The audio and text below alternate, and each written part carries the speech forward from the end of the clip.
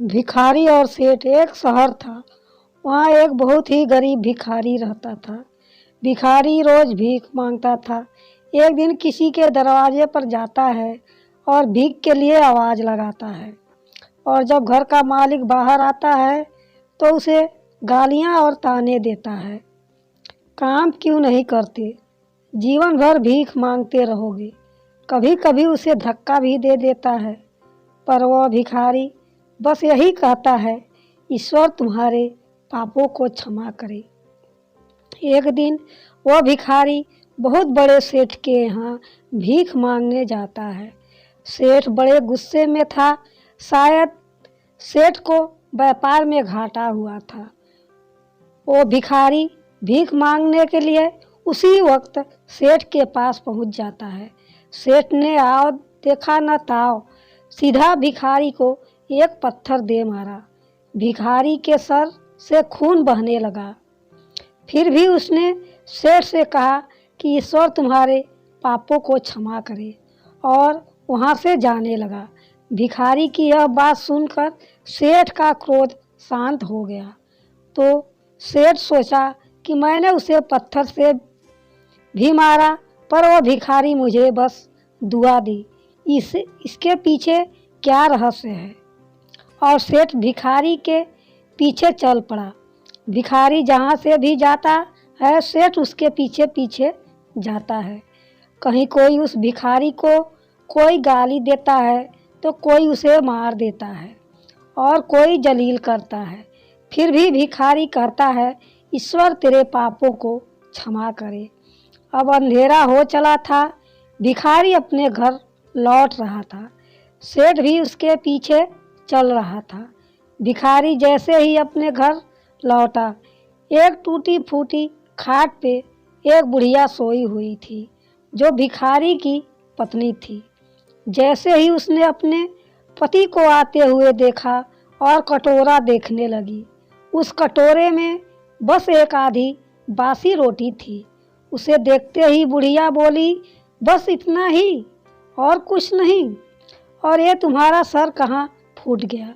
भिखारी बोला, हाँ बस इतना ही। किसी ने कुछ नहीं दिया, सबने गालियाँ दी, पत्थर मारे, इसलिए ये सर फूट गया। भिखारी ने फिर कहा, सब अपने पापों का परिणाम है। याद है ना भगवान, कुछ साल पहले हम कितना अमीर हुआ करते थे। हमारे पास क्या नहीं था, पर मैंने कभी दान नहीं किया। याद है?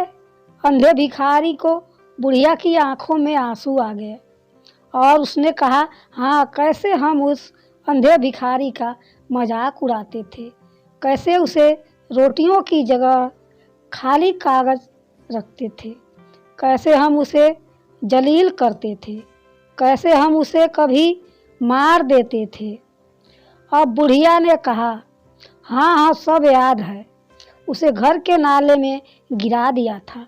जब भी वह रोटियां मांगता मैंने बस उसे गालियां दी।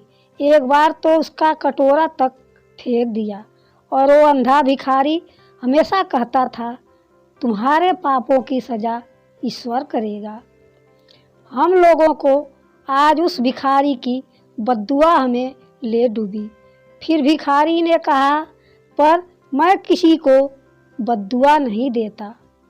कोई और इतने बुरे दिन न देखे। मेरे साथ अन्याय करने वालों को भी मैं दुआ करता हूँ, जो सीधे ईश्वर देख रहे हैं। इसलिए मेरे दिल से बस अपना हाल देखकर दुआ ही करता हूँ। सेठ चुपके चुपके सब बात सुन रहा था। उसे अब सब कुछ समझ में आ गया था। भिखारी और बुढ़िया ने उस रोटी के 2 टुकड़े करके साथ मिलकर के खाया और प्रभु की महिमा बोलकर सो गई।